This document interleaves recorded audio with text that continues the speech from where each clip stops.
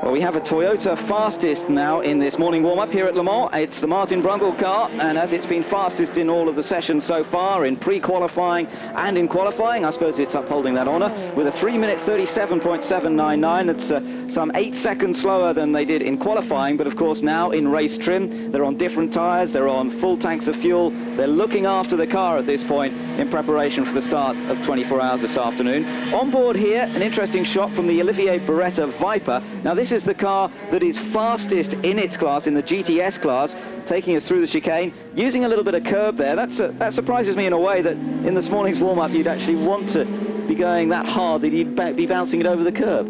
Yeah, but I think that it's very much getting yourself into a routine, and I think that even though this is a warm-up, it's actually the drivers should be thinking this is the race, is what I'm going to do for however many hours each driver's going to do. And it's a very good discipline just to actually settle into and try and destroy, you know, like you were saying with James Weaver, the actual first hour we'll probably see some crazy, what we consider crazy driving going on, considering it's a 24-hour race. So if you can try and settle into what you are going to do, driving your car and not get involved in everybody else. So presumably that's what they would be trying to do, really. Just get into that rhythm. Yes, I know what you're saying. Martin Brundle was saying that for him, sometimes the worst part of the race is actually the start, you know, because it's a bit like a Formula Ford race sometimes. There's so much tension that gets built up over the whole week. They're here all week.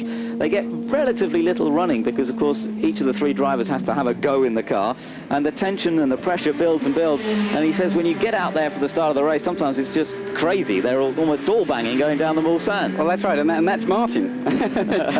so you know, I mean, we all know obviously the level that Martin's at, and there are plenty of drivers which are miles away from his experience, and it makes the start quite entertaining, I think, considering that, like say, you think, well, it's just the start of 24 hours, but it often looks like it's going to be over in 5 laps the way they all start. And it is obviously the tension, the adrenaline, and the sheer excitement of the start of the race, and everybody's got very high hopes of their particular project. So it can get definitely far too wild for the position of the start of the race. Well, we're on board with Olivier Beretta in that Viper, slightly different angle from, there we are, there's the other angle, looking out over the bonnet. You can see that the bonnet flaps away a little bit, that huge V10 engine that lies under the long, long bonnet of the Chrysler Viper. What an amazing car it is. It's certainly done extremely well in GT racing in the second class, remember. It doesn't run in the overall, looking for the overall win, but it's looking for class honours and up against a host of Porsches, but really Porsche not on the pace of the Viper in the GTS class, and you're going to see a battle particularly between Olivier Beretta here in this car and his teammates, involving the likes of Justin Bell. He's in one of those cars as well, Mark Duez and Tommy Archer with him. With Beretta, it's Wendlingder and Dupuy, and then there's another quick car of ORECA that they're running as well for Jean-Philippe Belloc, David Donahue and Sohail Ayari. Ayari racing in Formula 3000 this year, and another very rapid young driver. So some excellent driver lineups in the ORECA team, and they're, I think, going to be battling pretty much between themselves for the win in the GTS class. Yeah, I mean, it's always you know, a shame to actually look down and think, well, it's class 2. It almost sounds, but I mean, the level of preparation, the level of driving is the same as class 1. Everybody's out there to do the very best. It almost sounds like a second class race, but it certainly isn't that. And I mean, obviously the cars don't quite look so awesome, but they are proper cars and very quick.